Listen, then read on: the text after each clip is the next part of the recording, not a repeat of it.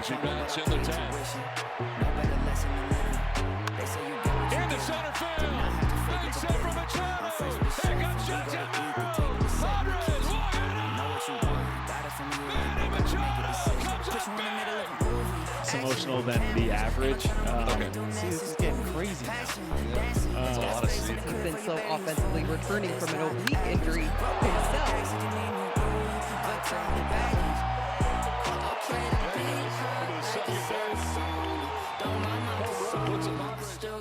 Hello and welcome to Padres Playback. He's Bill, I'm Bob, that's Cooper, and we got a packed show today.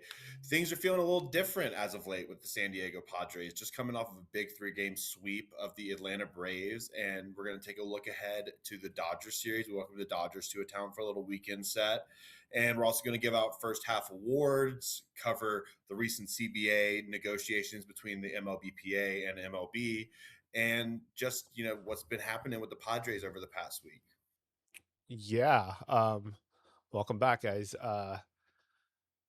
Let's just start off with the obvious. I mean, we talked about the fact that we have played the Braves well, but sweeping them was definitely not something that I couldn't imagine in my wildest dreams. So, yeah.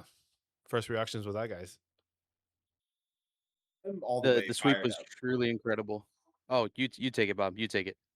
Yeah, I mean, it was incredible, and we do play the Braves well. I thought at best we would probably win 2 games just because of who we were facing off. And game 1, you had Michael King just go 7 shutty and go stupid, and probably match his best performances as a Padre, which would be in the 2024 postseason. Mhm. And then you have Manny Machado hitting that solo shot, and that was the only run that we needed to score. And then every game was different. Every game a different position group shined. It was like starting pitching in the Stars game 1.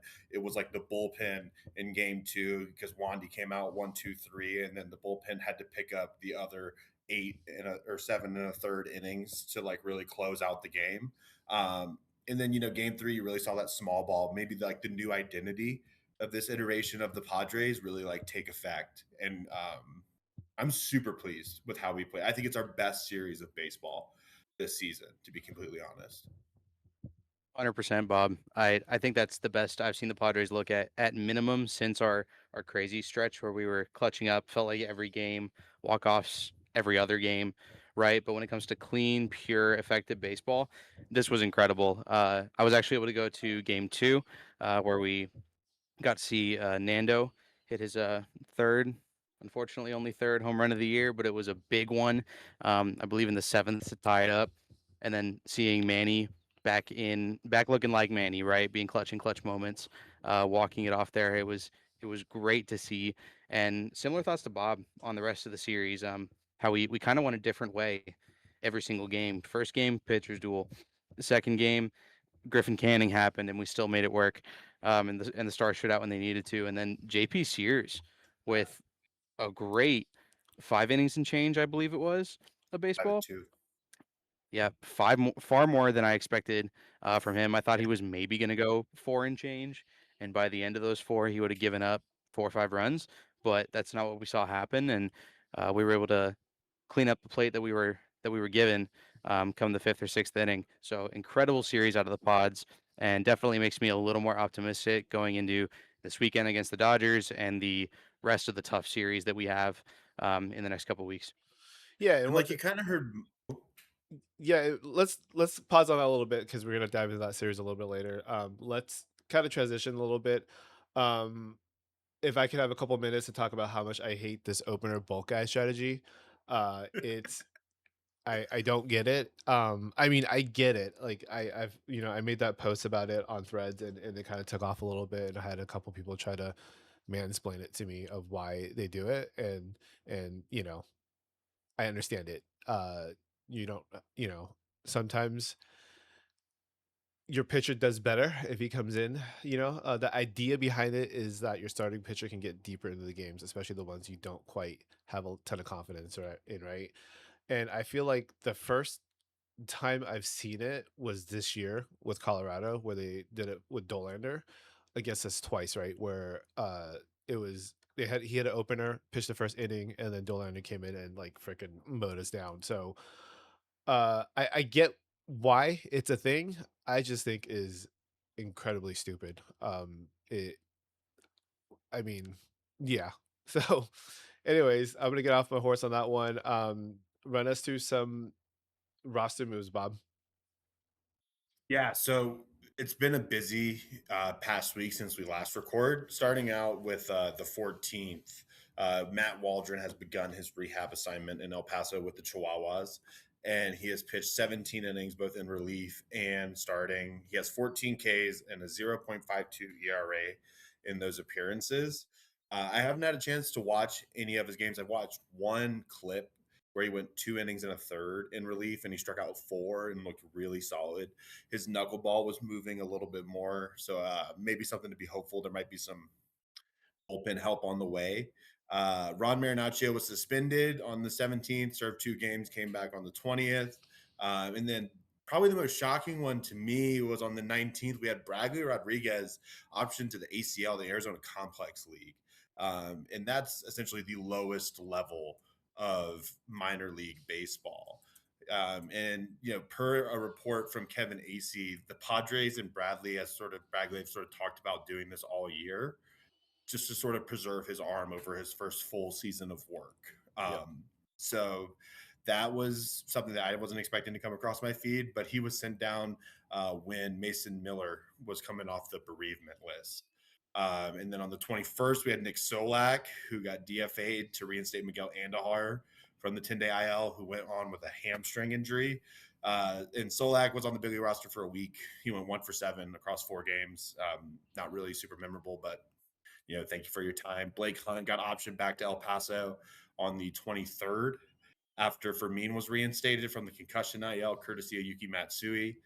And JP Sears got the call up on the 23rd as well and started on the 24th because Giolito went to the 15-day IL with elbow inflammation.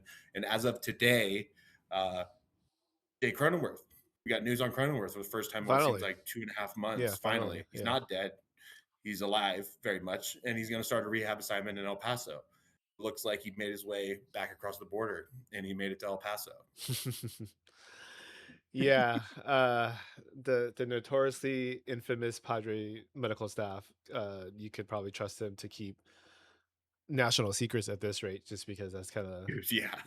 information we've been getting from them. So let's kind of move forward to series recap. Let's talk about the last 2 series that happened, post recording. So let's talk Texas first. We dropped 2 out of 3 there. Should have took 2 out of 3. Should have took 3 out of 3 there. But Yeah.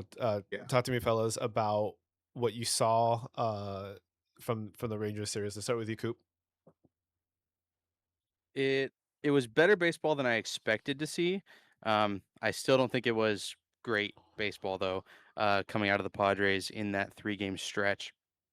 Coming out of it 1 for 2, like I said, better than I expected. I think looking at the Ranger series and the Brave series, I was going to be cool if we won 2 games across that 6-game stretch. I Yeah, thought that was our realistic ceiling, and we got halfway there, playing the Rangers.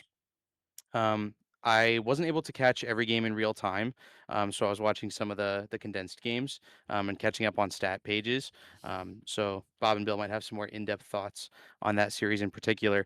But honestly, it felt like pretty run-of-the-mill Padres baseball, at least at that time, to me, given what we had seen in the few weeks before that.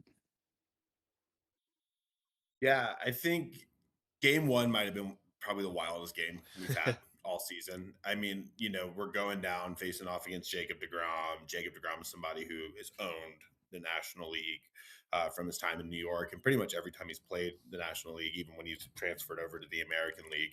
And we put up 5 runs courtesy of a grand slam by Aztec for Life, hashtag Aztec for Life, Ty France, dude. And then we immediately gave it all right back.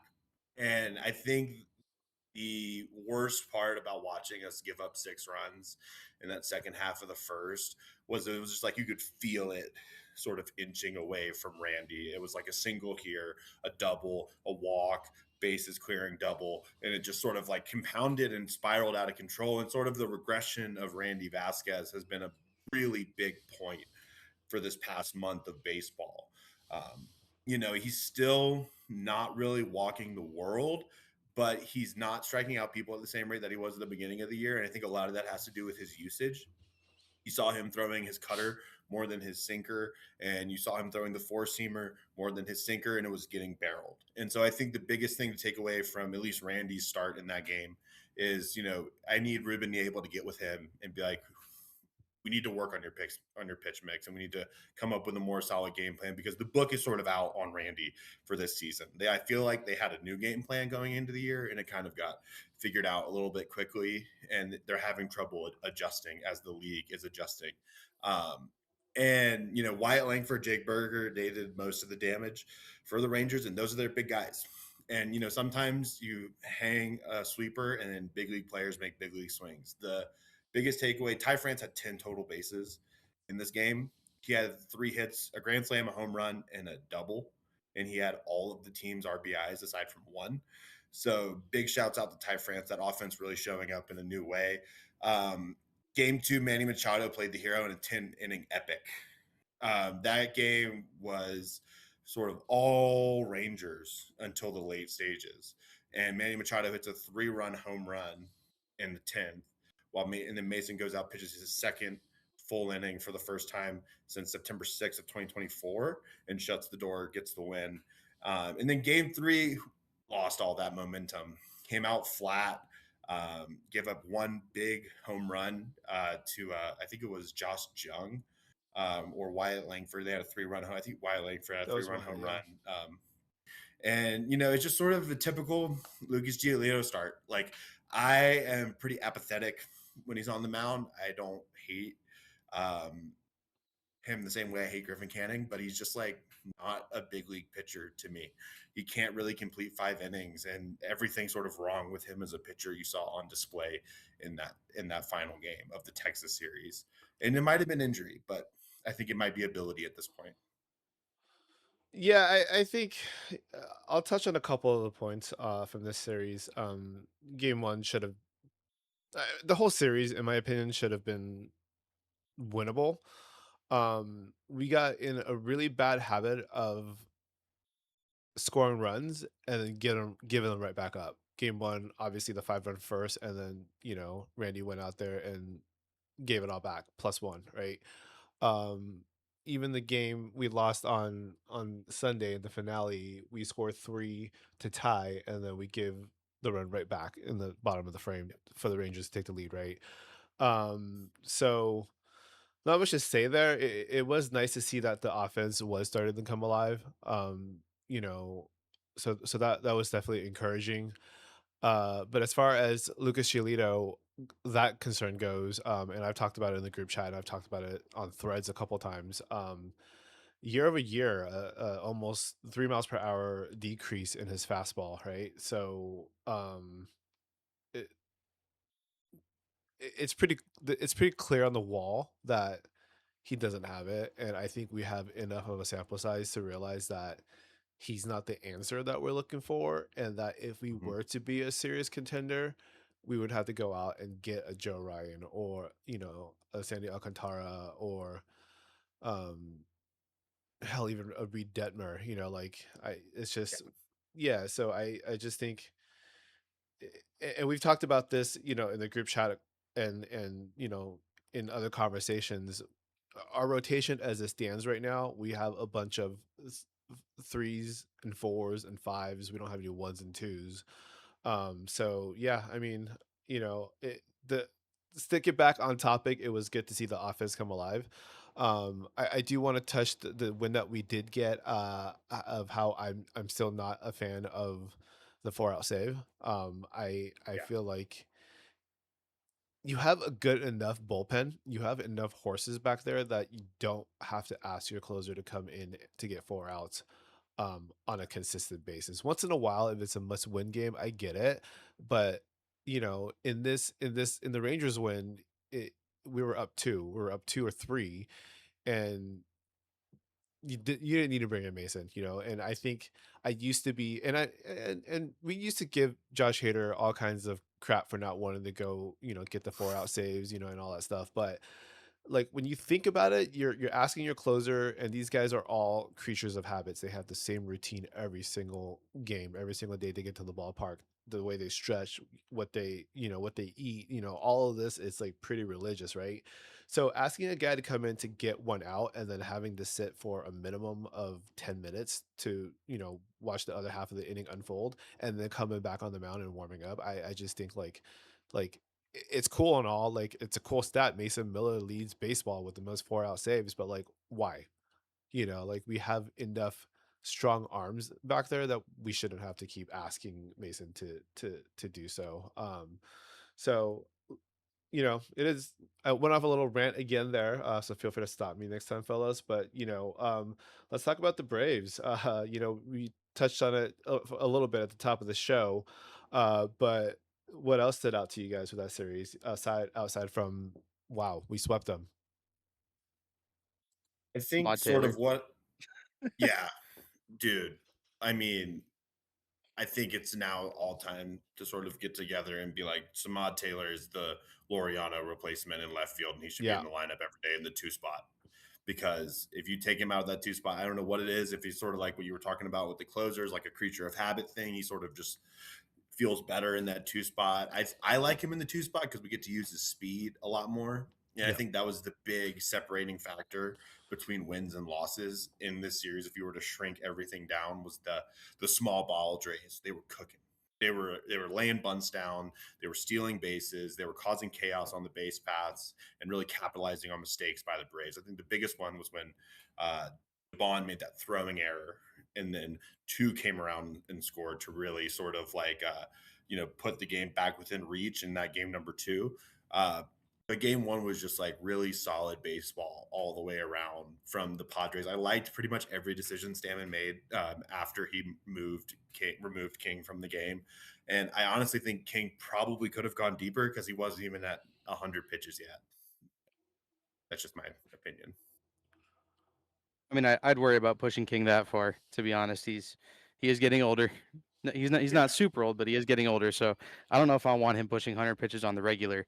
But that first game, yeah, it was an incredible performance out of Michael King. I don't think I've seen him pitch that way since early last year. It feels like he's definitely had games where he's gone 7. This year, I think he's had 3, but not Mhm. 7 flawless. 6 hit ball, not the best, but definitely not the worst, especially when you're not allowing anyone to come around to home plate. Um, 5 Ks, it was okay. He didn't need Ks, right? His defense behind him was working to support him throughout that game. Morihone had a beautiful 8th inning. Mason Miller, I think he gave up a hit and a walk, but he still had 2 Ks in that 9th and closed it out for us to win that first game 1-0. And then at the top of the show, like we said, I was able to go to game 2. I think I found my new favorite spot in the ballpark, section 119. You're sitting like right by first base, maybe 60 to 80 Mhm. feet away. Like you probably could play catch with someone on first. And seeing Mason Miller's slider from that 90-degree angle is It's great. absurd. yeah. It's The great. amount of drop on his slider, and then he throws 103 the next pitch. It was just an incredible second game. But the last thing I want to note from this series, given we've already talked about it a decent amount, and I feel bad for the Braves fans. I know I got to talk to some people who came out from Atlanta for these 3 games It's a long and then trip. lost all 3. Long trip, long trip. But as we're talking Sorry. about Sorry about it. Where Samad Taylor could be in the lineup, game 1, I believe he went 0 for 3 batting out of the 9. And then he was on base 7 of 8 at bats in games 2 and 3, Dude, batting out of it's the 2. crazy. Yeah. I know it's a small sample size. I know nobody could get bat on ball in game 1 for us, except for Manny with his 1 home run. I think that was the only hit that Yep. we had. It feels like that. I think Will Wagner had 1. We had Manny might have three. had 1 more, but yeah, We 3 had hits. three hits. Will Wagner had 3. No, the team had 3. The team had 3. My The apologies. team My had 3. apologies. The team had 3 hits. But yeah, Samad Taylor bats way better out of those earlier spots, getting his speed on base with those other powerful tools we have when they're cooking, and guys like Tatis, Machado, Merrill. I think having that speed demon who is consistently getting on base is what this first 4 in the lineup needed. And I feel way better about having guys like X-Man in the 5, Gavin batting 6th. Like that, this team feels way stronger and way deeper at the plate when Samad is batting second Yeah. compared to when he's batting ninth. And this felt a like a playoff team playing baseball. This felt like a wild card series. I know it was 3 games, and like if you win the first 2 in the wild card, you get through. But like it was really tight, pretty much the entire series. Even when they went up in game 2, we came back immediately. So yeah, I agree with you 100%. Yeah, worth noting, I felt like we've always kind of played the Braves well. They did not have Acuna in the series, so that's a big piece that was missing. So let's not think, hey, this is probably the Atlanta Braves team we'll see in October. Most likely we'll probably see them, closer to full strength and whatnot. We didn't have to face Chris Sale this series, so that was a good dodge for us. Game 2, I want to talk a little bit about game 2. That was the wonky game of this series. The Rangers game 1 series was the wonky one. We the the Braves scored 4 in the second, and then we came back and put 5 up in the second, which, like, it feels almost a little weird to see 2 of these types of innings for the home team play out in like the same week, because it happened, over the weekend and now in game 2. So yeah, not much else there. It was good, obviously, you guys already touched on Samad's been a huge piece as far as just spark plug. That's all I can say. There's not much he doesn't do well. Defensively, we saw him flash a glove a little bit. um you know uh, he's fast. We've seen him force a couple of errors with his speed. And he's a terrific bunter. And yeah, he's been exactly what we needed. So yeah, not much more to say about that. Let's let's move on. Let's move on to first half performances. um yeah, so we're gonna jump in a little bit and talk about the stand-up performances for the first half. Here, let's start with the best moment of the year. Let's start with you, Coop. So my best moment of the year so far, it's probably going to be one that I have a feeling another co-host will share, but I'm going to have to go with a Gavin Sheets last out 3-run homer on his birthday. Um, it wasn't a walk-off because it was on the road, right? But it was the homer that put us over the edge, um, and won that game. I want to say it was April 23rd Yeah. is his birthday when that home run was. So I'm gonna have to go with that homer. Um, Milkman gets paid, drops 3, and yeah, we ended up winning that game. So that's gonna be my moment of the year. So I'm also gonna do a Gavin Sheets go ahead 3-run home run.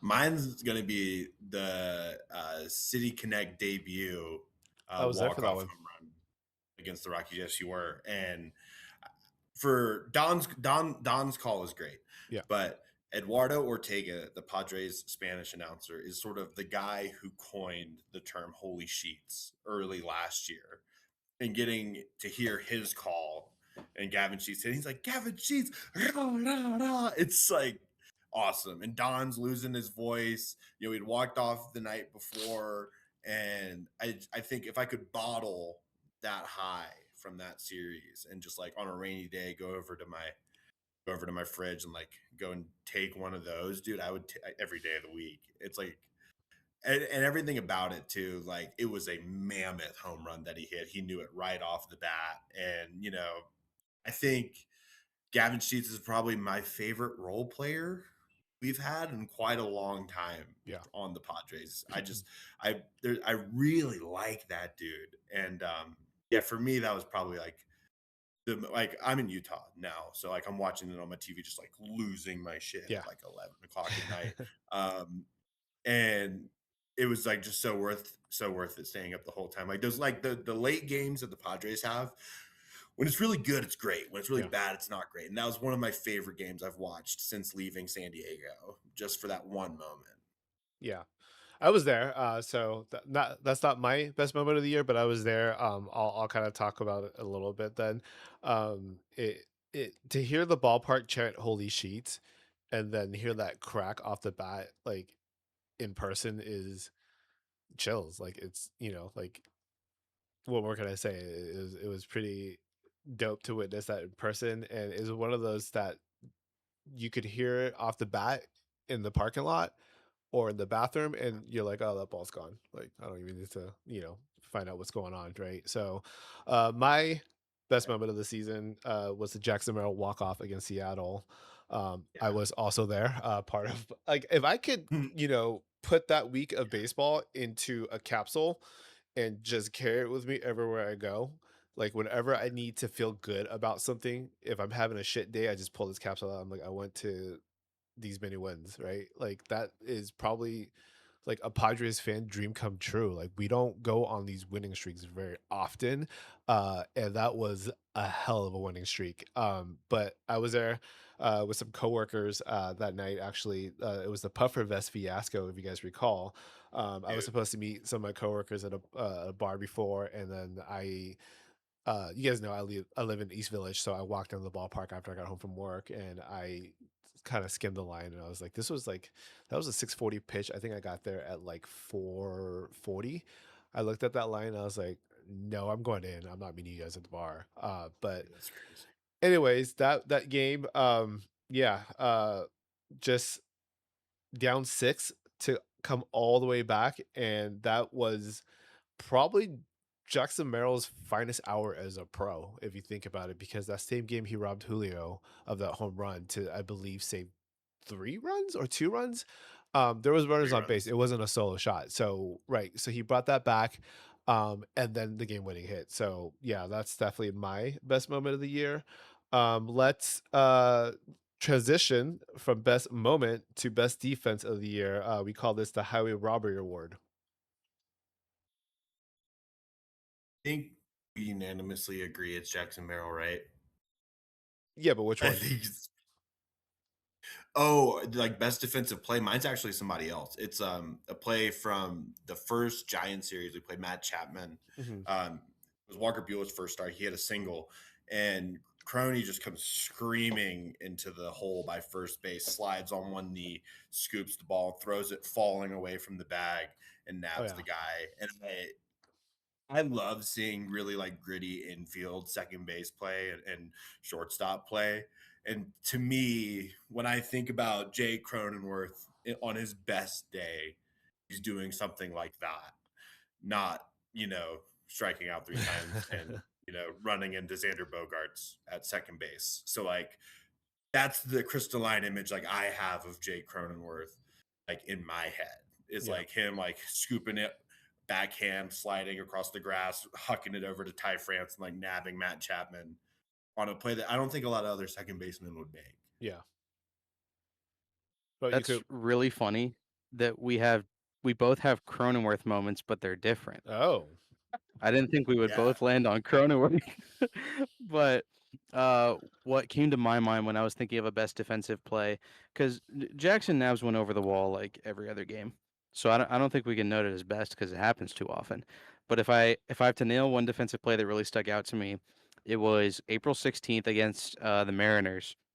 Cole Young's at the plate, screaming ground ball towards Cronenworth.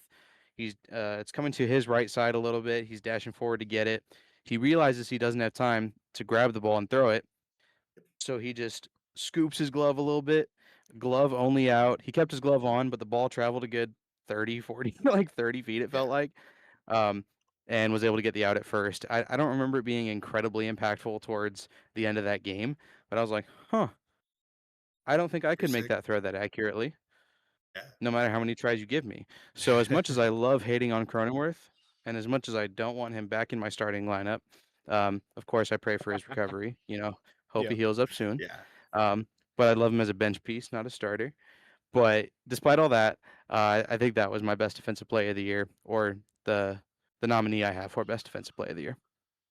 Yeah, mine's pretty basic. Same Mariners game. Jackson Merrill went over and robbed Julio. I was there, saw the replay when I got it home several times. We went down big pretty early, and that prevented more runs from coming in, right? And just because we see it often doesn't mean it's not impressive, right? So that's my True. highway robbery of the first half. I think we've been saying for the year we're talking first half. Um, Honorable mention though, I want to throw in there. Nobody gets the lead runner on a bunt attempt better than Ty France at first. I don't think I've ever Dude. seen anything like it. I think it's happened twice this season so far, maybe three Yeah. times, where he is on the ball before like the third bounce on that bunt and firing the third. So honorable mention to Ty. Definitely see why he's a Gold Glover. Best position player, the Everyday Dog Award. What do you got? I think Fernando this one might be Tatis. one where we're in agreement. It's Yeah. Tatis. Yeah. I Yeah, think as a this go ahead, Bob. I think, despite his slow start with the power, especially this past month, I think a lot of people around baseball have been talking about it, that like Nando sort of got his swagger back. And, his numbers to date, they aren't anything to sneeze at. I mean, he has a 283 average, he has 16 stolen bases, he has 3 home runs now. And he's just finding different ways to contribute. And that's what your everyday dog does. He's like, I can't really like launch the ball very well right now. I'm going to find holes. I'm going to play good defense. I'm going to swipe a bag. I'm going to move runners up. And I think that outside of San Diego, we see it all the time. We see it with Nando all the time. But I think so many people ascribe to Nando things that aren't really like within his character. And I think this season might be one of my favorite, sort of like watching the arc of his career, sort of how he's evolved into this like, almost perfect leadoff man for the Padres offense, especially over the past like month and some change. Yeah, 100% in agreement on that with Nando. Um, like even in just these last 2 series, his batting average was a bit lower, but he was getting that power when it was needed. I think it brought him to about a 900 OPS, 880 OPS over the last 6 games or so, and that's just been a positive trend over, I want to say, about a month. I feel like we've been seeing Nando like progressively get back to, I wouldn't quite say his form, given that he's playing a little differently than we expect him with less power, but to a version of form that I am more than happy to have batting in my one slot. Um, Tatis has, or again, over the last month or so, been very consistent. Um, I feel like he's got to have a really good percentage when it comes to games where he's getting on base. In games where he has, at least 2 bags.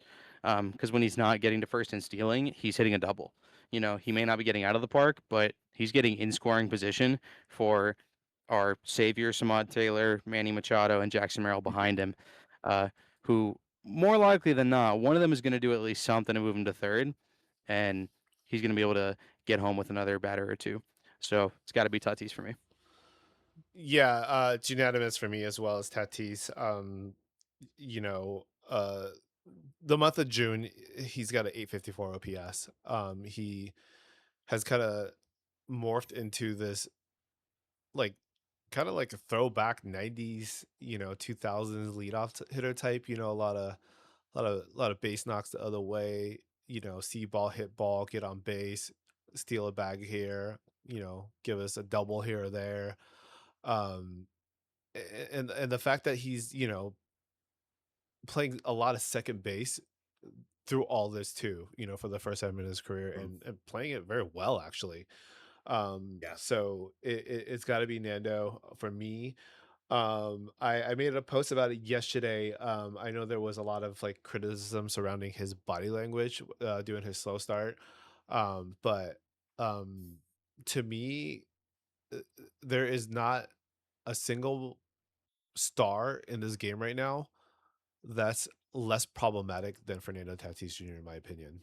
Um, the body language is bad because he's competitive. He wants to be great. Like none of these guys roll out of bed to, how do I be mediocre today at my job, right? Like that's not the thought process. They want to be great. So when greats struggle with being great, I think it's perfectly fine to not have the best of body language, right? But despite all that, even the early struggles, anytime any one of his teammates hits a home run or has a big hit, he's the first person, off those dugout steps congratulating everybody, right? So, um, easily Nando. I will take this version of Fernando that we have, a guy that gets on base, give us a little bit of pop, set at the table for us. But I mean, I'd love to see the 30 plus home runs, but like I will take this version of Nando every single day of the week. So, unanimous there for sure. Filthy Stuff Award, Best Pitcher. What do we got, fellas? Want to I hear who think you got, Bob? I think I have probably the hottest take in the history of the show. Oh Jesus.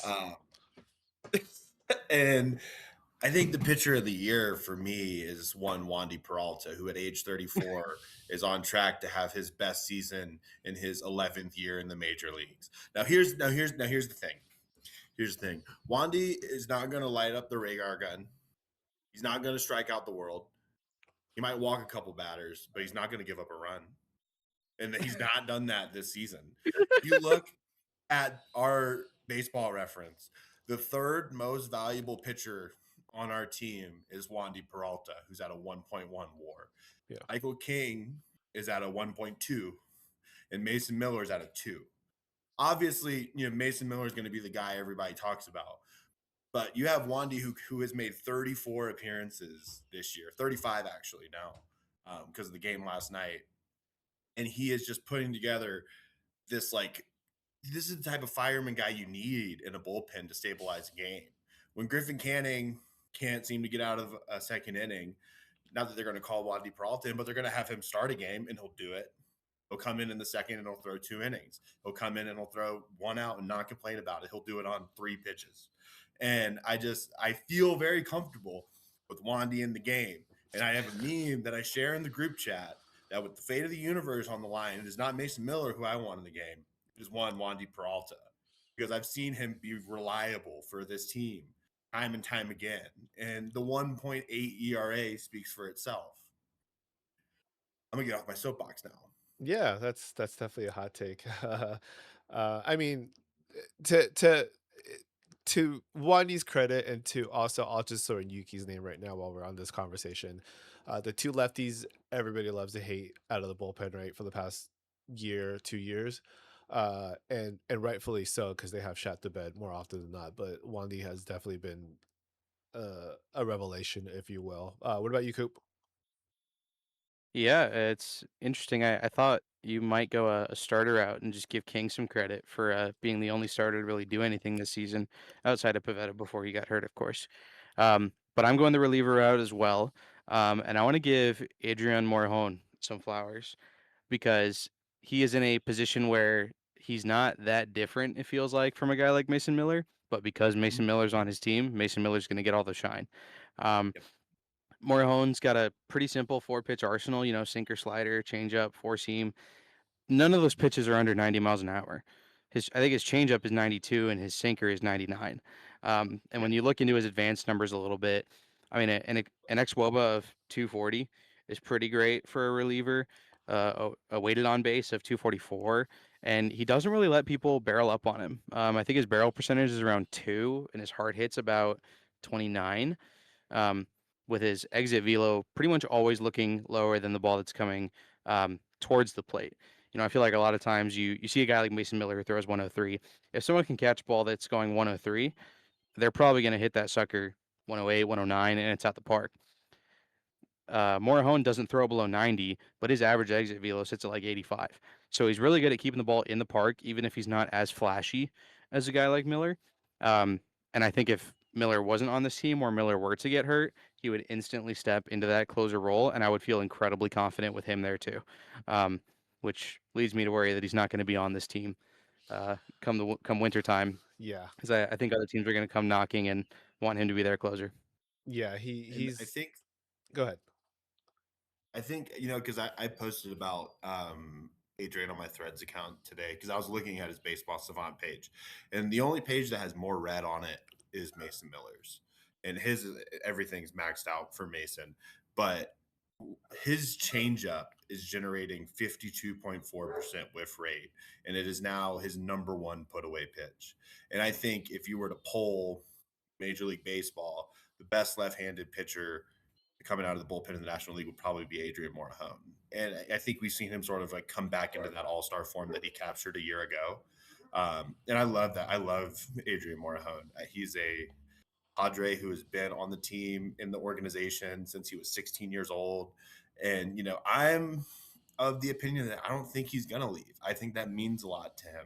He's grown up in this organization. He's been on this big league roster for spurts the better part of 8 years. I mean, I don't know about you. I remember when he came up as a starter and, got sent back down and came out of the bullpen. And like, I've seen the whole fruition of what he's become. And I love Adrian Morejon. That's a great pick, Coop. Yeah, Morejon's probably going to get a pretty big bag to be a closer somewhere. He kind of struggled out of the gate this year, and this is his 8th season. He's still young. He's 27 years old. Um, it- I would love for us to keep him, obviously, because like you said, we kind of watch him grow up right in front of our very own eyes here. But um, one thing I want to touch on, I did make a post about it the other day. In his last appearance, Marhone has thrown the most changeup in his career this season, like more than the previous 7 seasons combined. When I gathered at his savant. So I kind of feel like some of the early season struggles was him learning how to use that pitch a little bit, but it's become elite. It, like you said, it's like 52% whiff rate. It's become a disgusting pitch. So yeah, I think he's the second best pitcher out of our bullpen, and he's kind of settled into that setup role over Adam the past like couple of weeks, and rightfully so. Jason has been solid, but now that Marhone is been on his game, that's definitely his role. But love for him to come back next year, but I kind of feel like somebody's going to give him a big bag to be their closer for sure. My best pitcher, I didn't go super deep cut here. I went Mason Miller, obviously, having No. a disgusting season. What?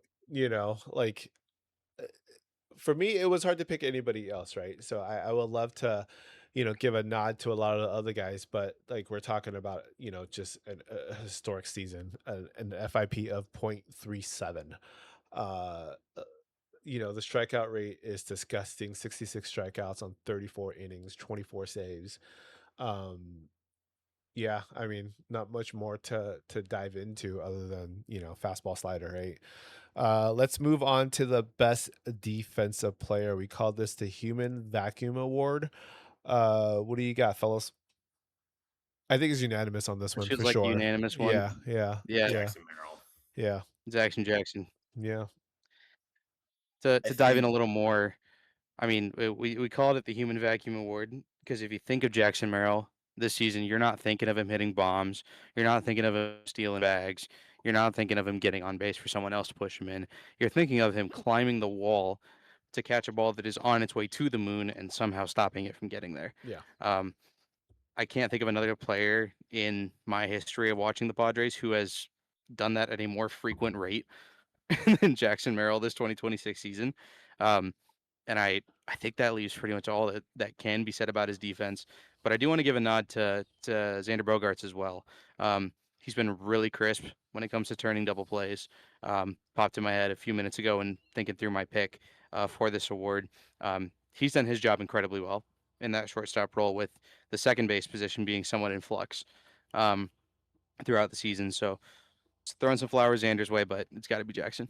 yeah, Yeah, I think the most impressive part about Jackson Merrill has been, watching this sort of like metamorphosis on defense. I mean, I think, last year Jackson had a really great season playing center field, but everybody talked about Nando because what Nando was doing was something that we had probably never seen before. And Jackson Merrill is turning in probably a better year than the season that Fernando had in the outfield last year. And I think aside from going back and pulling runs out from, beyond the wall, his game going forward and charging the ball in the outfield to me has been the most impressive thing step forward wise. Like he's reading the ball off the bat at just like it seems like he is like a college graduate now. It's like he went from middle school to like college graduate level, Yeah. like defensive reading and like routes in the outfield. And, the arm, we've seen it go from being incredibly wild and volatile to being pinpoint. And, I'm very excited for this iteration of Jackson Maryland. It's sort of like what we talked about with Tatis. Like he's not really on track to hit 24 homers like he did his rookie season, but he's on track to have a career high in stolen bases, a career high in WAR because of his defense. And if we have an outfielder who hits 18 to 16 home runs, swipes 30 bags, and has a OAA of 5, I'll take that every day of the week. And that's what he's on track to do. Um, so I love what Jackson Merrill has turned into on the defensive side of the ball. Yeah, not much else to add for me there. Just worth noting, Jackson is 23 and has, the center field is new to him. He was drafted as a shortstop. He played shortstop in the minors, however long he was there. And we asked him in one spring to, hey, can you play center field? And he did it, and he did it well. And I think a lot of his defensive shortcomings in his rookie season, in his second season, we probably didn't really notice as much just because he was producing at the plate at the level that he was. But yeah, definitely something that has stood out for all of us. Honorable mention again, probably Ty France for me. Yep. His defense at first base has been incredible. I'm of the opinion that he should be our everyday first baseman with Gavin doing more of the DH duties. So but yeah, that's mine. Let's switch over to the four bagger award, the best offensive player of the year. I feel like this is anonymous too, right? Like this has to be anonymous. Is this a mod for everybody else here? It's Samad for me. Oh, not me. Ooh, okay. Oh, Yeah. why don't Why you don't you start kick it it off off then, then? Bill? You started off. Yeah, mine is Nando. Uh, I feel like there is so much scrutiny to the no power piece, right? And I'm perfectly good with what he's become. He's become a very reliable leadoff table setter for us. Um, the power starting to return a little bit, hopefully, right? But yeah, I mean, like Samad having a hell of a June. So I think the June sample size probably stood out to me more than anything else. But yeah, it's got to be Nano for me. So talk to me about why you guys picked some odds. 16 game sample though, 5 multi-hit games, but I get it. Yeah, um I think for me, I think Samad has sort of become the like people call him the spark plug, but that's sort of what he was. He has been the missing piece to slot into this Padres offense that has sort of unlocked everything to sort of start moving in a better direction and us scoring more runs. I think if you look over the past 15 games, we've scored more runs probably than any 15 game sample of the season. That's just me going off of like gut feeling and eye test. But I think what I love most about Samad Taylor is that he comes up and he's loose. He's comfortable at the plate. He hits the ball the other way. And he also just sort of like is good at all the fundamentals. He's like just a great baseball player. And yeah, it's a very small sample size, but 5 multi-hit games over 16 games is 1 out of every 3 games. And I don't think if you look across baseball, there's been since he's been called up a more productive hitter in any lineup than Yeah. Samad Taylor. And he's not a power guy. He's not going to wow you. He's like Luis Arias in a lot of ways, but way faster. So that makes him a much more viable guy to slide in the 2 spot. Because that's sort of the thing with like Luis. He's like a fast guy who's not fast. Yeah. He hits the ball for singles, gets on base, but doesn't really like steal bags that much. So I think just the total package of what Samad Taylor adds has made him my pick for this award. And yeah, I might be prisoner to the moment. You could be asking me at the end of the year, and Samad Taylor could be not doing the same. But I choose to look at what I've seen, and I've seen the best offensive player for the Padres for the past 16 games be Samad Taylor. Yeah. Exactly, and I'm thoroughly ready to be proven wrong. If a couple months go down the line, Yeah. and either he falls off or we have more of our studs playing like studs, right? If Jackson starts playing like he did at the end of the year, last year, then maybe his combination of defense and offensive production would lead me to think that he is the team spark plug. Yeah. But as of right now, again, small sample size, you still can't deny 370. You can't deny the multi-hit consistency. You can't deny the fact that he's already got 10 ribbies or nine ribbies, excuse me. Like, and that's mostly batting out of the two. So a lot of those are coming from Tatis getting on base, right? They're not him hitting homers. I think he only has one so far, Yeah. but it's not like anybody on the team is hitting homers at a crazy clip except Ty France over the last probably 3 weeks. Um, and he's like the only guy who's been bombing with any level of consistency um, over the last month or two. So seeing Samad like perfectly work into this small ball system, I honestly like him better in left field than we saw even previously from guys like Laureano, especially because Laureano's bat wasn't looking that great prior to injury this season, with all due respect to the stud that he is. But I I think that you can't deny the fact that the Pods are batting 220 and have a 294 on base percentage, Yeah. and then you look at Samad and he's over here with a 900 OPS. Yeah. he's he's dragging those numbers up a lot. Yeah. At least if you're looking at that 16 game sample size for the entire team. Um, I think he's the only hitter who, in his entire time playing for the Padres this year, has consistently been elite, No, absolutely. and I'd Absolutely. agree with you that. can't say Yeah. that about anybody else. No. So I expect a bit of a regression. I if anybody did this over a whole season, we'd be putting them in Ted Williams conversations. Um, but I don't think that regression is going to be that far because speed doesn't just disappear. Mhm. Um, Power off the bat doesn't just disappear. And I think he plays smart baseball. Yeah. Um, he's really good at taking pitches and having counts go a little bit longer. He does swing at some things I wouldn't like him to, but if that comes in check, then all of a sudden he's a 400 on base player. Yeah. Yeah. And I think also with Samad, I mean, this is his third big league team. He's spent time with the Royals and the Mariners. Didn't really play that much for the Mariners last year. But I think, you're seeing sort of this mature approach at the plate, like you're talking about, like in like how he does do everything sort of at worst above average right now.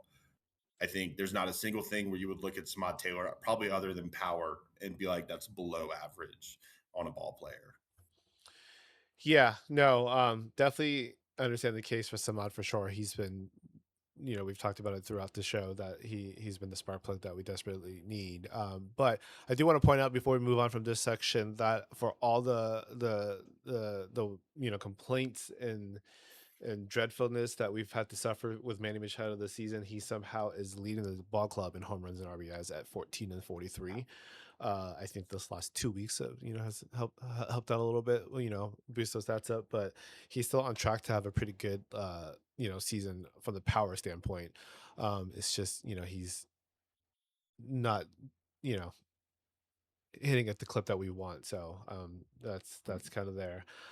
Best pitching performance masterclass on a mound award. I feel like we have different answers for this one um because I think Coop alluded to earlier on top of the show of this past Michael King start being one of his best starts of the season. Um or of his Padres career. Don't quite agree with that one, but I will circle back on I that didn't say one. Padres career. Or I didn't say Padres of career. the I said like season since last year. I last said year. since last year. Okay, since last year. Okay, thank you for correcting me.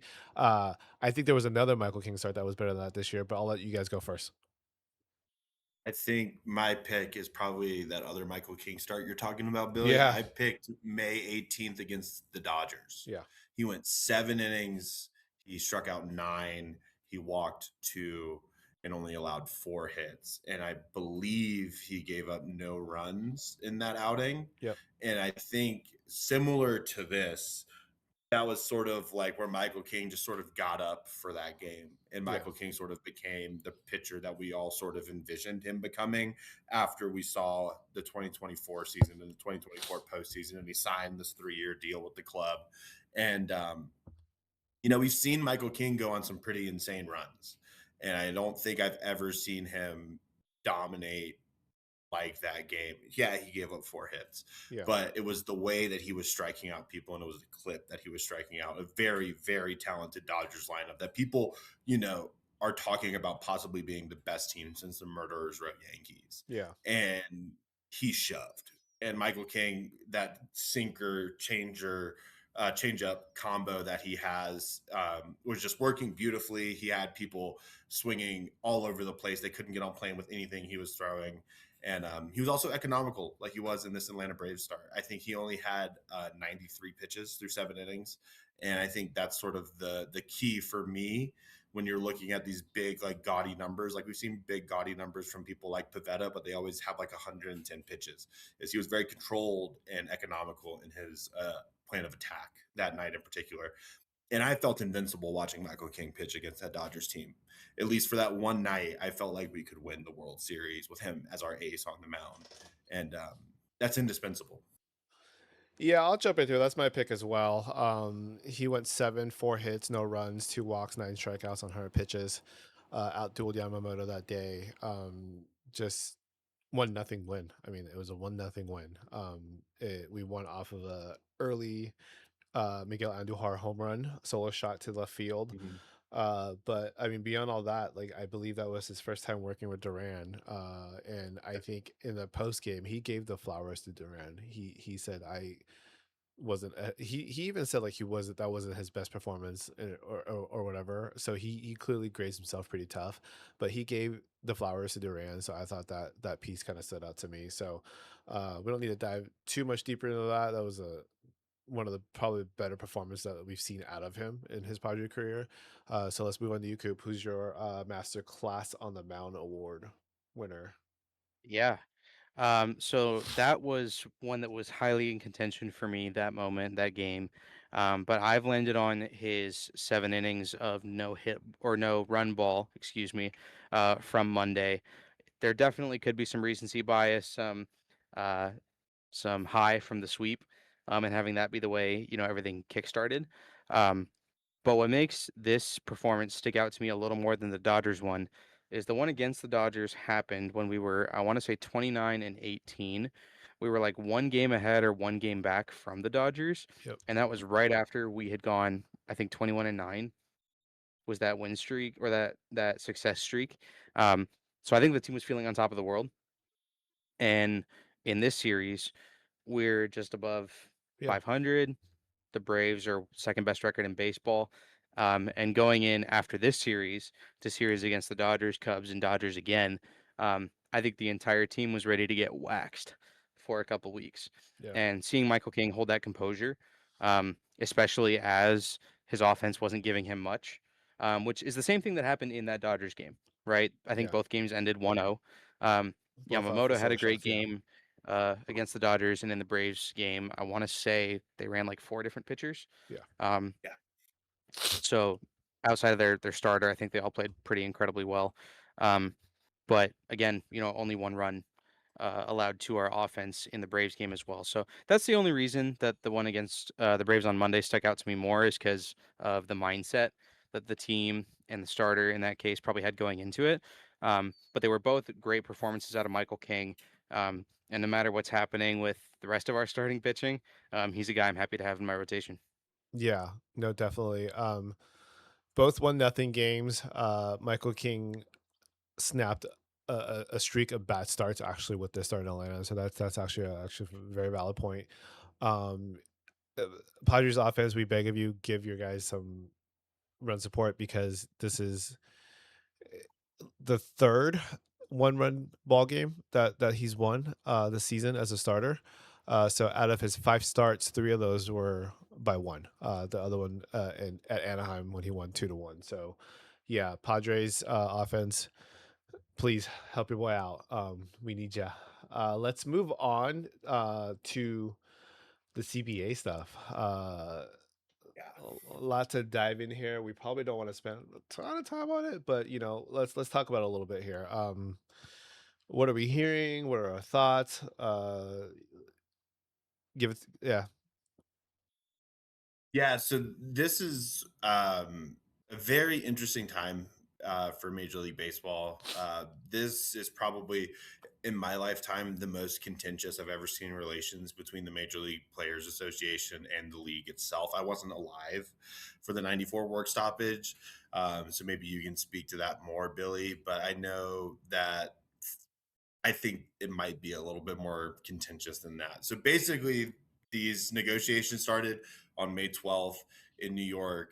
And the big takeaways for the Major League Baseball Players Association's first proposal was raising the minimum salary from $7,800,000 to $1.5 million, and increasing the competitive tax threshold from 244 million to 300 million, and penalizing teams who are below 150 million dollars in payroll. And a big one was guaranteed free agency by age 30 or after your 5th year of service time. And you know, I think if you look around baseball, a lot of people are like, there's not a cap, there's not a cap, there's not a cap. There is actually sort of like a soft cap, and this competitive balance is supposed to act as that. And it has not been followed by the Padres. It's not been followed by the Braves, the Mets, the Dodgers. You can name teams all day. And basically, I think the players just wanted to get together and be like, well, since we already aren't following it, we might as well just raise it anyway so we can make more money. And I'm somebody who's always going to be on the side of the worker and worker Yep. versus owner negotiations. And so I'm always in favor of players capitalizing because we are enjoying the product that they put out onto the field. They're putting their bodies on the line. And, I said this in my Threads post the very first day negotiations started, that the CBA is more important for the 26th man on a 26-man roster or the 40th man on a 40-man roster than somebody like Juan Soto. And so the owners responded with a hard cap of $245 million, a hard floor of $171 million, and basically a 50-50 rev share between players and the owners. So that is ticket sales, food, TV deals, jersey sales, all that to sort of make up for what would be, per the MLBPA's calculations, over $1 billion lost in revenue. And that was sort of all we heard for a really long time. And then June 1st, they responded, calling it, an internalized collusion, throwing out all these claims. And that's sort of like getting into like he said, she said. And then on the 18th, the owners introduced a new addendum.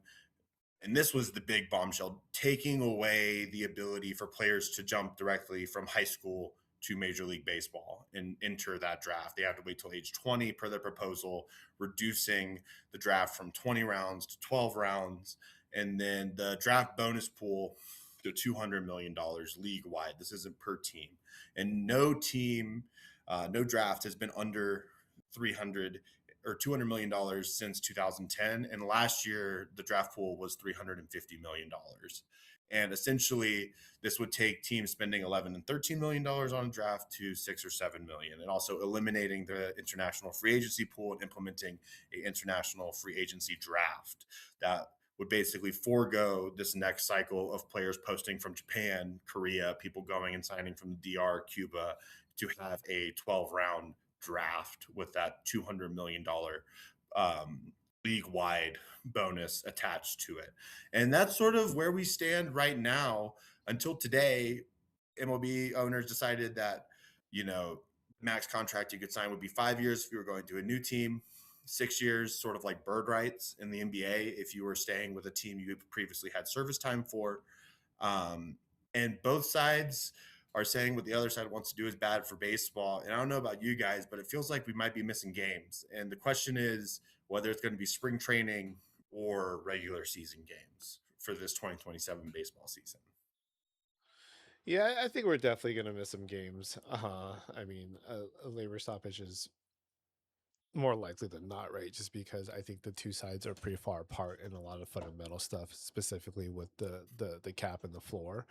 I will say this though, Major League Baseball has done a lot of great things in the past 5 years, decade, um, in regards to speeding up the game with the pitch clock, um, the accuracy of the calls with the challenges and now ABS, uh, bigger bases, to kind of protect the players a little bit. Uh, a lot of great things happening. You have the next generation of stars that are taking their stage right now. A lot of talent throughout the baseball world outside of just the Dodgers, right? Um, Major League Baseball absolutely cannot afford a work stoppage, period. There's just too much momentum in the other professional leagues. Um, Speaking to 94, I didn't really start following baseball till after the strike. I was alive. Thank you for reminding me that I'm old, Bob. But Right. I don't remember much from it other than the fact that that almost killed baseball then. Um, it took the summer of Sosa and McGuire chasing Maris and Ruth for the fans to get back into it, for them to get back into the ballpark, right? Um, so if the owners can't, and I'll be clear, and I've been very clear about this through all my posts on threads, I am on the player side. Um, 1,000% always going to be on the player side because we are tuning in to watch the players. We're not tuning in to watch the owners sit in the owner's box.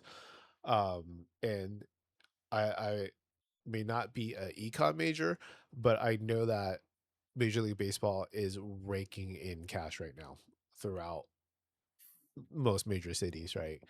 Um, Mhm. but going back to it, the owners need to figure it out because I'm not buying this bad for baseball stuff. I think is mostly propaganda to sway people who don't really understand, the basics of, a CBA and the negotiations and whatnot. So, but baseball cannot afford a strike. It barely survived the last one. Um, it may have issues surviving this one. Obviously, a lot of us, San Diegans only have the Padres to go to. So if there's a 2 month work stoppage, do your thing. We'll come watch it when you guys are back. But other cities that are struggling to fill seats as it is, you strike for 2 months of the season. Pittsburgh fans don't give a rat's who Paul Skeens is. They're not coming back out. So I think there are some stuff that I've heard that I like the elimination of deferrals. But I think I've always thought the most clear and concise path to what we want without a cap is to continue with the luxury tax. And I think the NBA has a really has it dialed down as when it comes to the CBA, for competitive balance sake, right? Because when we think CBA, we think competitive balance because we don't want to see the Dodgers win every season for more reasons than just being Padres fans, right? But um the second apron penalty in the NBA is harsh. Uh, I don't have the facts in front of me, but I believe the third consecutive season, you're in the first apron, you lose your first round pick. Like it is harsh. So I would love baseball to get to an apron system if we don't get the salary cap. And I'm against salary cap, by the way. Salary cap should not exist. There should be no reasons these owners, billionaire owners, should continue becoming bigger billionaires off the back of these players while capping their earning potential. So let's put that out there. I'm a no on cap, but I also understand we're kind of at at the spot where if we want a floor to exist, we have to have a cap. Then let's pass on both.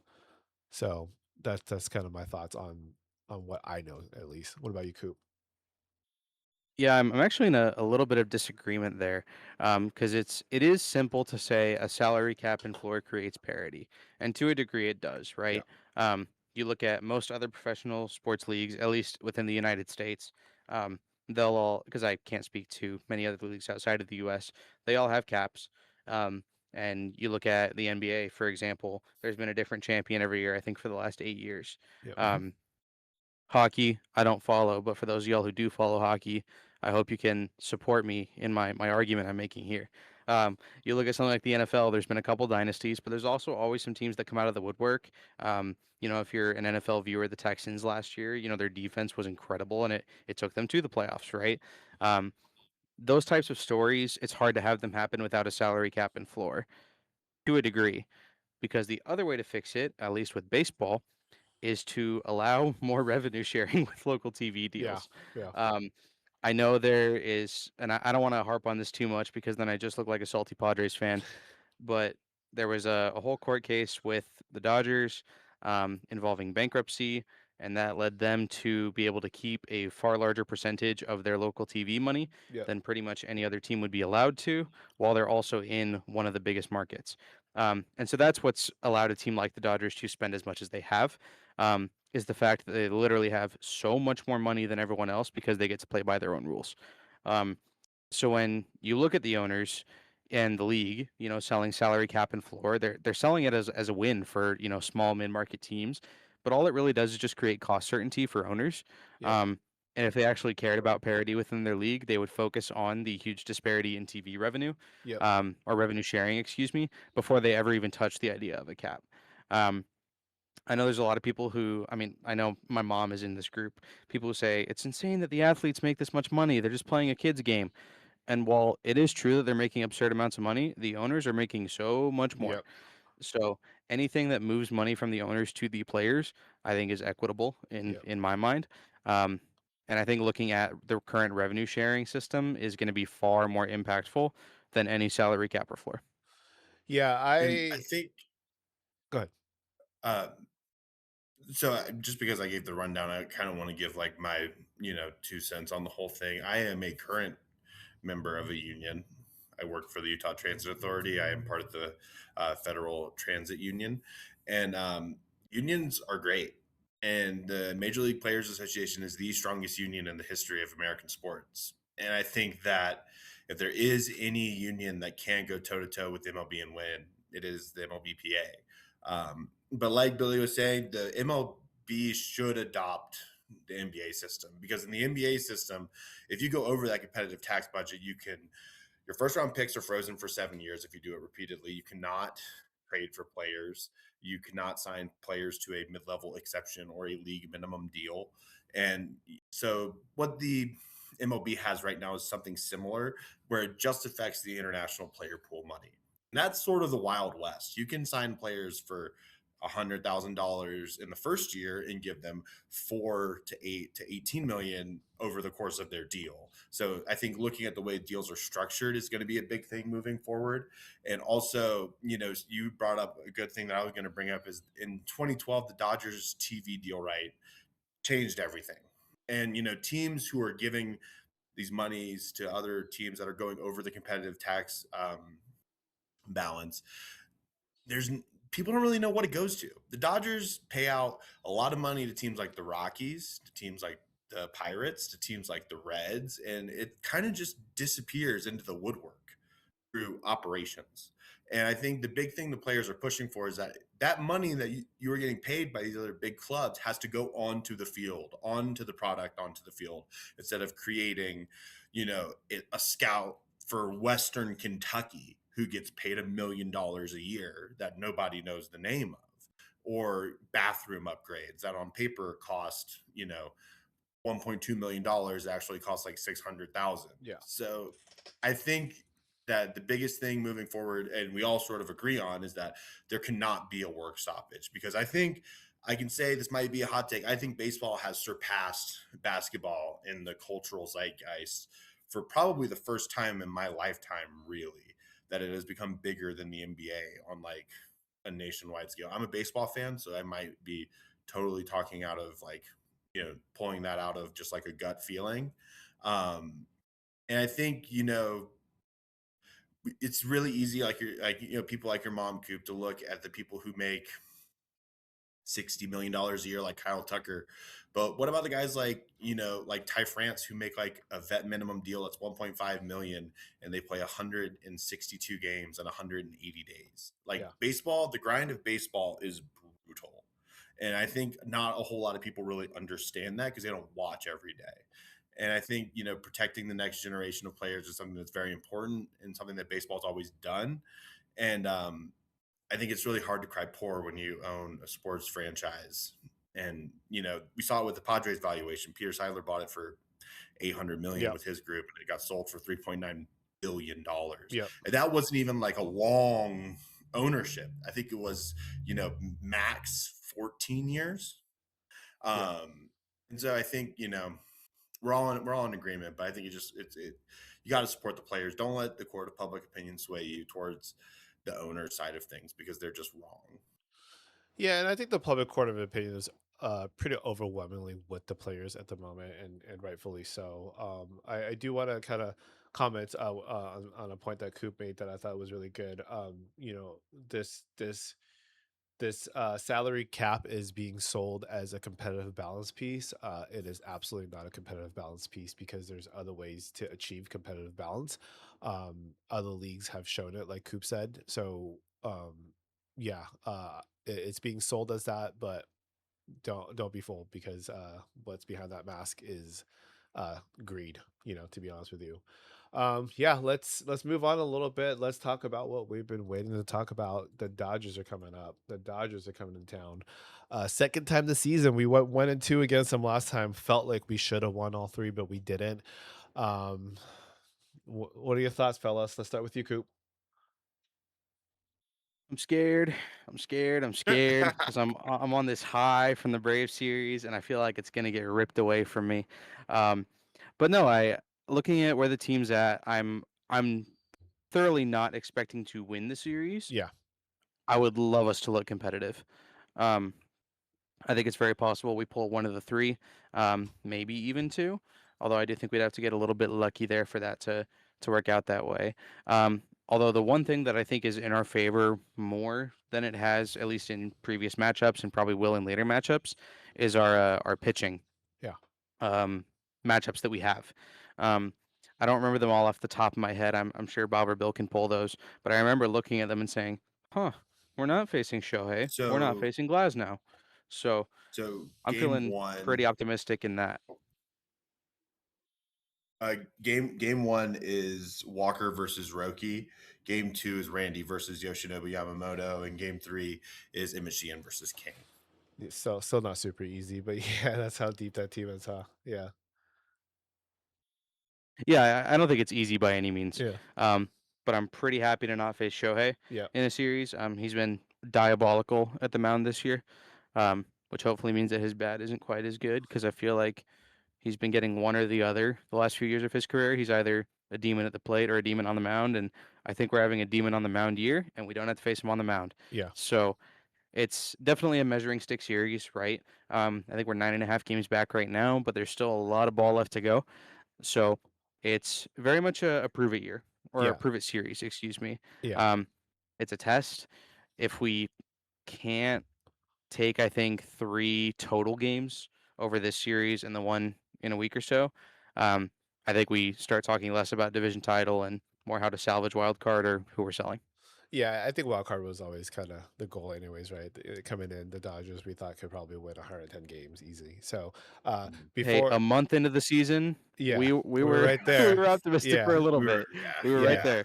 yeah. Before I throw it to Bob, I know we're not facing Shohei, but I saw an interesting stat. I think yesterday, I don't have the stat in front of me, but Shohei's pitching numbers with Dalton rushing behind the plate is bad. So, and will be out for the series. So hopefully, I'm kind of hoping Dalton rushing continues to be a distraction for them, and maybe we sneak 2 out of 3 here. Sweep, not likely, but yeah. Bob, what do you think? So I think we have a really good matchup in terms of looking at the paper on pitching. And Shohei's ERA with Dalton rushing catching is 4.37. By the way, Yeah, it's 0.74 when somebody else is That's catching, whether that's incredible. Rorgvin What a or gap. Will yeah, Smith or yeah, whoever they have on a given day. But it is almost 4 whole points higher yeah, when Dalton rushing is catching. The big pitching matchup that I want to look at is Michael King versus Emmett Sheehan. Michael King, in his time with the Padres, has faced the Dodgers 3 times. He has a 2.15 ERA over 29 innings. He had a 3-3 record. So there's somebody on our pitching staff that has the Dodgers number. It's Michael King. And he's facing off against Emmett Sheehan. And Emmett Sheehan has never completed 5 innings against the Padres. He's never gone 5 full. His ERA is 5.63 against the Padres, and he's done 4 innings both times. So I think, just looking at the pitching matchups, if there is, I think we're going to sweep. I said that on the last episode. I'm Wow. sticking to my guns. I'm Hot riding the take. heater. I am being prisoner of the moment. And I might be regretting these words, but I really think that something about that Braves series broke the June swoon, and this Padres team is feeling like they are unstoppable, and they are about to face the team that's sort of been the Padres stopper. Yeah. And I think that if we can break through and you know win the series, that'll be huge. But if we sweep, we will ride through the All-Star break Yeah. and be on a whole different level. Again, just like a vibes thing. Yeah. But I like our matchup with King versus Sheehan, and then also you know Roki's been better as of late, but he's still very volatile. He can still walk six guys in an inning. He still will hit batters. He will still throw balls in the dirt. And I think the speed that we have, sort of what we talked about, this new iteration of the Padres offense with all the speed before the show, where you have Samad Taylor on the bases, you have Jackson Merrill, Fernando Tatis, a lot of guys who can like steal a bag and advance on a wild pitch.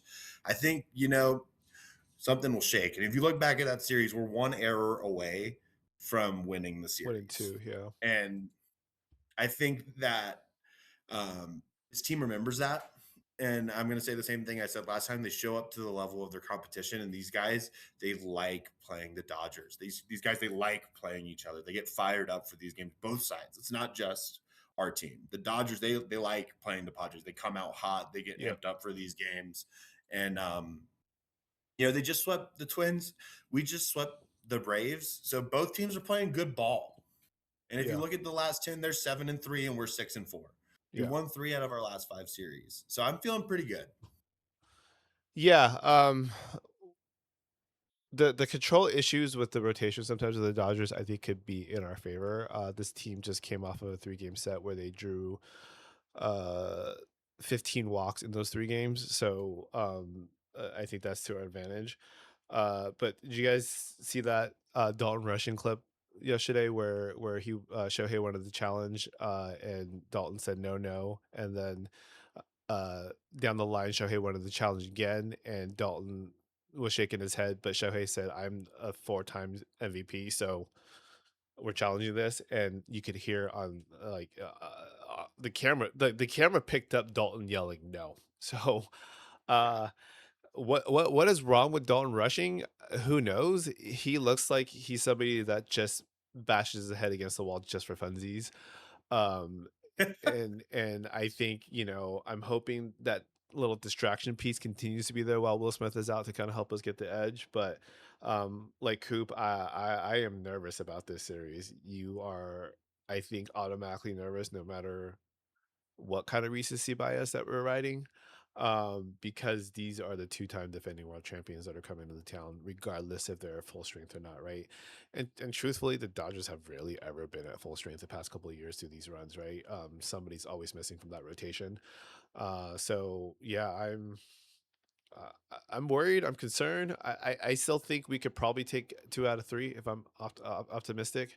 But the pessimist in me thinks we haven't been playing our best baseball up until the past like series, really. We've dropped more series than we won in June.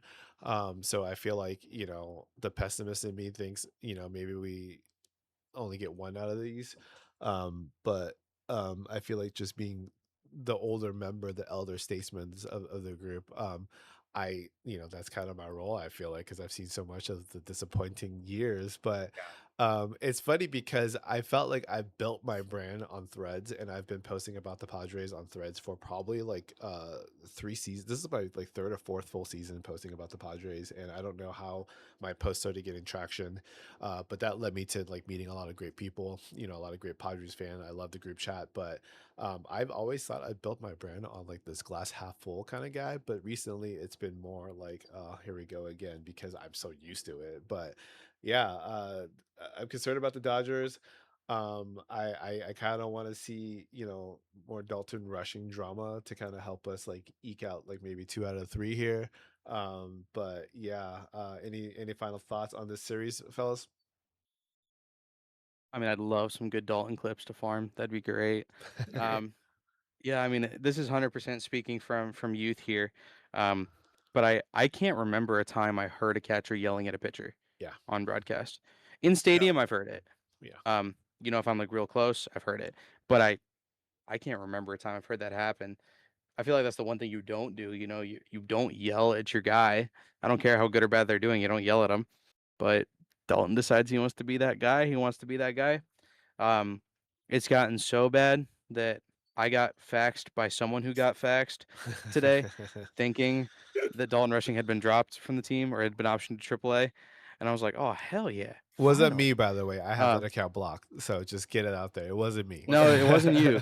It wasn't you. It wasn't you. No, I saw someone who wrote about an MLB on Yeah, fax post, which is the levels of faxception there were a little too yeah, much for me looking back at it. yeah, But yeah, just last thoughts about the series. It's one that'll be tough. It's one that I think is winnable, but it's going to need a bit of a generational lock in for us to sweep this series.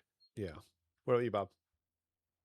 Uh, I agree with everything you guys said. I don't think I've ever seen a rookie in a very long time become as widely hated by baseball as Dalton Rushing. I don't know about hated, but just be as controversial Yeah. so quickly. Yeah. And it was And almost like brash as is a soon good as he word. came, yeah, he's so brash. He has And no and he's tact, and embraced that role. He's like, "Oh, I'll be the yeah, villain." Yeah, dude. yeah, And like I kind of like have to respect that a little bit about him, that he's just like kind of a villain, but also like you don't show up your pitcher on the mound one, especially when your pitcher is Shohei Otani, who might be the greatest baseball player we've ever seen. I already think he is. Yeah. four And of a them. four-time Yeah, MVP. four of them. And the guy who single-handedly, he came to your team and you guys won back-to-back Yeah, championships in his first 2 years. And, you're a guy who has less than a quarter of a year of service time, yeah, who and hasn't really been hitting very well. And like, I think you saw a clip of him, yeah, Freddie, Doc, and everybody talking in the dugout. And, he came out and was like, I have to be better. I'm disappointed in myself. I'm embarrassed. And like, I don't want to harp on somebody who's having mental health issues. We've all been there. yeah, That's really tough to go through. Also, like, I don't know, he's kind of a little bit in front of the skis for my liking, and I yeah, think it's gonna come back and bite him. yeah. I mean, at the end of the day, the word generational gets thrown out a lot, right? But Shohei Otani is truly generational. You have Yeah. a whole country, a whole nation waking up, uh, in the butt crack of dawn to watch him play baseball here in the States. So, Mhm. um, you know, you don't yell at your pitcher, like Coop said, no matter if they are a No. four-time MVP or not. That's just not how you operate. So yeah, hoping he continues to become a distraction because uh the Dodgers are really good. I will take any Yeah. kind of chink in the armor, if you will. So yeah, that's Mhm. should be an interesting series. I'll be there Saturday. So if you're gonna be at the ballpark, let me know. Shout out. Yeah, let's closing thoughts. What we got? Any hot takes anymore in that chamber, Bob, or what? I'm gonna go out on a limb Hmm. and say that Gavin Sheets hits a go-ahead home run in the late stages of this series. I know he hasn't been swinging the bat very well, but it seems like from our past recordings that every time we say that on wax, people end up doing pretty well. Or if we say they're doing well, they do pretty bad. So Gavin hasn't been swinging it very well. I hope he hits a go ahead home run. And, I think last podcast I sort of, just talked about, I think keeping the faith as a fan is like all you can really do. And I think I was rewarded for that by Yeah, this like recent series against the Braves. yeah, I always try to look for the bright spots in our team, even when they're not performing super well. I think that's how you stay sane as a baseball fan. Um, and there's so many to be had. And I think that, we're getting guys back. I think that Jake is going to look like his old self when he comes back off the IL. you know, JP Sears, can't give him enough credit for stepping Yeah. up in a really big moment where the team needed him. The bullpen was probably the most taxed it had been all season, and he just put his head down and he threw the ball and he put up not a quality start, but a great outing Yeah. and put us in a position to win. So, I'm just going to keep hammering that home. Keeping the faith. That's all you can do. And if it was easy, everybody would do it. Yep. I'm in a group chat with these guys, and like when games get tough, like I will just like say that in the group chat to try to like manifest it like out into the world that like these are the best players in the world. Anything is possible. It is not over until that final out gets called, that final strike hits the catcher's mitt. And this team has more fight than I think a lot of people give them credit for. So I'm gonna be here and I'm gonna bang the drum. I'm gonna write none of my guys off. I think everybody on this roster is here for a reason, and I like the vision. And yeah, I think we're gonna win. I think we're gonna win the series. Yeah. What about you, Coop? Yeah, I think Bob might be the most optimistic Padres fan I've ever met. Um, I grew up, going to games and talking Padres with my dad, and he's probably the biggest doomer I have ever met. Yeah. Makes Yeah. sense. He's born and raised in San Diego, so he's been here for however many years he's been alive. Not gonna leak that. That's his information to share if he wants to. Um, but yeah, I think being a younger guy who sort of had my formative years happen like right before the Golden Padres years that we've seen recently, the sort of like 22 to 24 stretch. Um, I think I'm always a little bit more optimistic than he is, going into series, going into playoff runs, whatever it may be. And so, like Bob said, always keeping the faith. I think Bob might be the one person I know who doesn't need a Wandy Peralta apology form, um, after these last That's few right. performances. Yeah. But if anyone needs one, let me know. I got to say to my camera roll, I'll send it to you, Threads. But yeah, I think those are my final thoughts going into this Dodgers series. I'm excited to watch it, although I will be having a lot of early mornings in a row the next few days. So Yeah. some of them I may have to catch on a replay at some point. But keeping the faith and excited for this weekend. Yeah. My closing thoughts are probably not necessarily Padres related. But when we, talk sports and everything in general, like I, typically when you do a podcast, you kind of want to avoid controversial topics, but this topic isn't controversial to me. What's happening in San Francisco is a tragedy. You got baseball is supposed to be a welcoming space for everybody, and I've always believed that. No matter what you believe in, no matter what life you choose to live, baseball has a spot for every fan. What's happening with that organization? Uh, three players felt the need to take a sharpie to their hat, and four players, right, and one didn't wear the hat, right. So, the Giants leadership, Buster Posey, their CEO, has gone completely out of the way to alienate their fan base in San Francisco of all places, right? So I think it's very tragic in 2026, especially for this to still be such a hot button topic. But if me or us talking about it makes you feel like you can't tune into our pod, that's cool, man. Like we don't Yeah, see that's eye to right. eye on a lot of things anyways, right? So it is what it is, right? But I feel comfortable talking about it because it shouldn't be a controversial topic. Now, what I don't want to, just pile on the Giants, but I would be absolutely foolish and naive to think that if the Padres were to have a pride night where they wore the pride hats on the field, that some of our players wouldn't do the same thing. So, but it is absolutely a shame that this is such a common thing amongst major league ball clubhouses, right? So that's my last, final thought for this closing pod. I know this is a pretty heavy topic, so fellas, if you guys want to jump in and give your thoughts on it too. Yeah, I think I said what I said on Threads. I'll say here for the people who, they talk about, this is for my religion. It's a symbol of the rainbow. I don't think they really understand what they're sort of standing for, because and even the Bible verse is talking about the covenant of God. The covenant of God is for everybody. God loves, we're all made in God's image, if that's what you believe. And who are you to have the right to say something about who somebody should love and who somebody should be with? And, you know, like all these people who were like, well, where's the Christian faith night? Where's the family and faith night? It's like, dude, like, you better thank your lucky stars you don't need one. I mean, the Yeah. fact that, like, they have to have a pride night, that we have to have pride month, march, go out, protest, to remind people who aren't, that don't think the same way as everybody on this podcast and people in my life, that, like, we have to remind these people of their inherent human value. Yeah. It's crazy. Dude, it's literally crazy to me that human rights are controversial. And, like, this makes me so mad Yeah. because, like, I don't know if you guys have seen, Sam Hinches was like, yeah, I don't believe in gay rights. He straight up said that. And Buster Posey didn't say anything. Yeah. They didn't say anything. The place where Harvey Milk, the first ever gay politician, openly gay politician, who was a veteran of the US Navy, was a representative for, Yeah. like, the place where the AIDS crisis, at least on the West Coast, was hit the hardest.